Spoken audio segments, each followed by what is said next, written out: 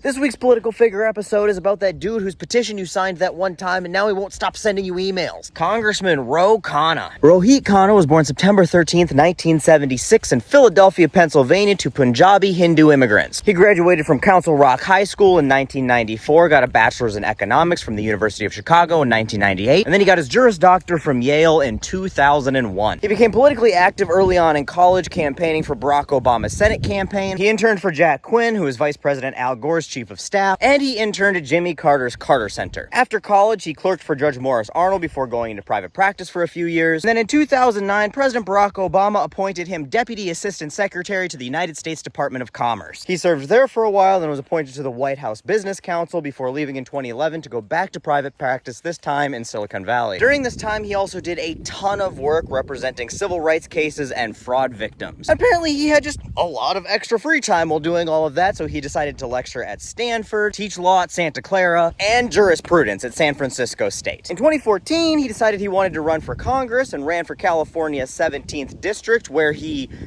lost. But if at first you don't succeed, try again, and he ran again in 2016 where he came out victorious. And he immediately got busy, like right away addressing all the issues. Like climate change, taking oil companies to task and forcing them to testify in front of Congress about their business practices and their role in spreading propaganda about climate change. He was instrumental in securing hundreds of billions of dollars in climate investment, signed on early to the Green New Deal. The list goes on and on. Apparently, Al Gore's inconvenient truth had a big impact on him. Being a rep from Silicon Valley, he's also heavily involved in tech legislation. He came up with the Internet Bill of Rights, trying to offer internet users protections from the companies that would exploit us. He came up with the founding legislation that would go on to become the CHIPS Act. He's introduced legislation to help increase diversity, improve minority access to high-paying tech jobs. He's worked with Silicon Valley tech companies to try to get them to invest in rural America and build the heartland economy. Again, the list goes on and on and on. If I covered everything, this video would be 4 hours long. He's also an economic populist akin to Bernie Sanders. He supports free college, health care for all. He supports the right of workers to unionize, specifically advocating for a Starbucks union, and he co-authored a bill that would have allowed employees in publicly traded companies to elect 1/3 of the board of directors. He's a huge supporter of campaign finance reform. He's a member of the No PAC Congress, where members pledge to not take PAC money. He's introduced legislation that would ban members of Congress from taking PAC money, and introduced legislation that would have given every American $50 to donate to the political candidates of their choice. If this kind of legislation passed, it would be huge in getting representatives that represent us rather than big money interests. He introduced legislation that would give all working families child care for $10 a day, while also ensuring that child care workers made at least $24 an hour. Like, guys, I don't think you understand how busy this man is in Congress fighting for you guys. Like, I'm not going to be able to cover it all. The guy has been in Congress for less than a decade and has done more to fight for us and all working class Americans than Nancy Pelosi has done in the 863 years she's been in fucking Washington. Like, just think of an issue. Any issue that affects people or the environment or the economy, Khanna has done something to try to fight to make that issue better for us. He has either written legislation, sponsored legislation, fought for rule changes, supported policy changes,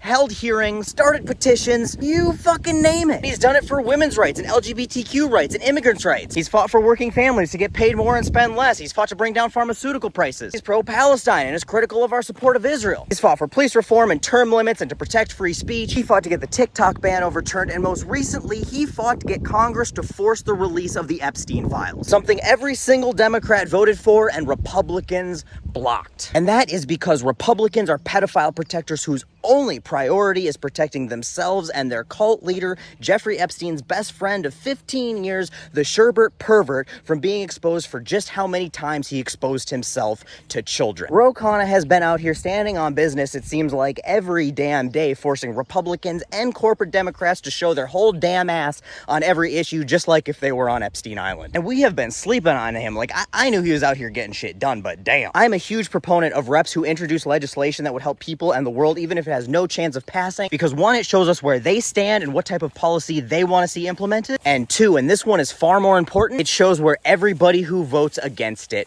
stands. Just like he just forced all of those Republicans to publicly vote to say that they stand with pedophiles in the Epstein files. Not only is Khanna super relevant right now because of all of the hard work he does, but also because we are coming up on the 5th anniversary of the loss of American hero and civil rights icon John Lewis. And of course, Ro Khanna's legacy somehow manages to touch his too. Because in 2018, Ro Khanna, an Indian American, and John Lewis, a civil rights leader, co-authored an op-ed in the Boston Globe about how Gandhi's movement was intertwined with the civil rights movement. And appropriately so, because Ro Khanna has become a civil rights leader and activist in his own right. Truly a man who is an honor and a compliment to John Lewis's legacy, and someone we should all aspire to be more like. And as we approach the anniversary of him passing this coming Thursday, July 17th, we're gonna go out there and make some good trouble in John Lewis's memory. The Good Trouble Lives On protest will be happening nationwide on Thursday, July 17th. Find one near you. I am scheduled to speak at the one in Minneapolis, so if you're nearby, come out and see me, and if not, find one near you, and let's go raise our voices and march and make some good trouble for our friends,